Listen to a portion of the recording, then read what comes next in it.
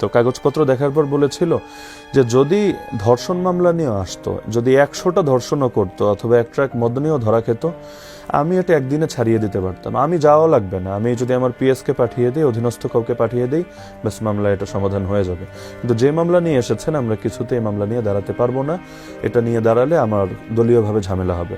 তো আমার বাবা কষ্ট পেয়ে ওই অনেকের সামনেই বলেছিলেন যে আল্লাহর গজব পড়বে আপনাদের উপরে, একজন আলেমের সামনে কিছু করতে পারেন বা না পারেন এমন কথা কিভাবে বলেন, ধর্ষণ মামলা হলেও ছাড়িয়ে দিবেন, তারপর মাদক মামলা হলেও ছাড়িয়ে দিবেন, কিন্তু আপনারা একজন আলেম, আপনারাও বুঝতে পারছেন যে নিরপরাধভাবে শুধুমাত্র প্রতিহিংসার শিকার হয়ে বন্দী হয়েছেন, তার পক্ষে কিছু করবেন না।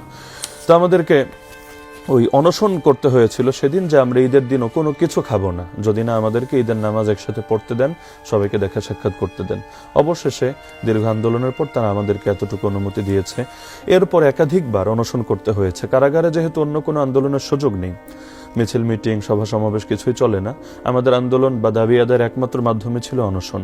এবং এই অনশনগুলোতেও তারা খুঁজতো যে কেউ লিড দিচ্ছে কিনা, যদি কোনোভাবে লিডারকে শনাক্ত করতে পারতো অনেক নির্যাতন করত।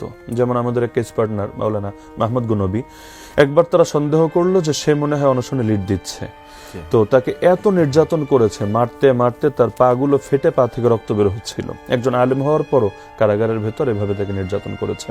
তো আমরা চেষ্টা করতাম যে কোনো অনশন হলেও যাতে লিডার তারা শনাক্ত করতে না পারে।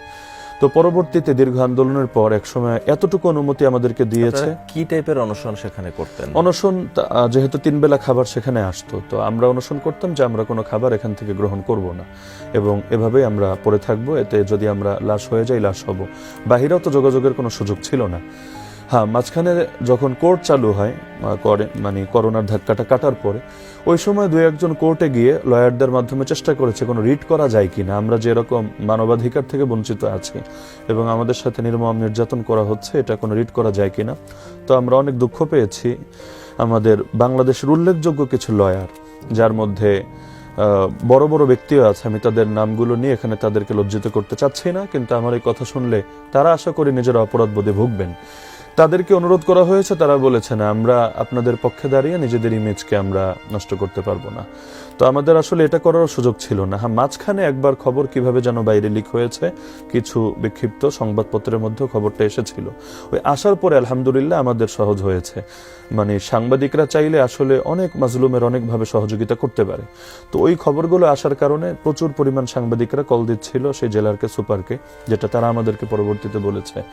তো পরবর্তীতে আমাদের এতটুকু দাবি আদায় হয়েছে, সপ্তাহে 1 দিন আমাদেরকে মেডিকেল ট্রিটমেন্টের সুযোগ দিত, মেডিকেলে নিয়ে যেত দল বেঁধে, আবার ওষুধপত্র যা আছে তা সহকারে ফিরিয়ে দিত।